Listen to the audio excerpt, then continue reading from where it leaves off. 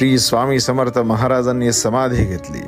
श्री स्वामी समर्थ महाराज आपल्यात नाहीत, श्री स्वामी समर्थ महाराज नाहीत हे म्हणणाऱ्यांनी एकदा आवर्जून स्वामींचे परमभक्त असलेल्या श्री चोळप्पा महाराजांच्या येथे असणाऱ्या श्री स्वामींच्या समाधी मठात जाऊन बघा.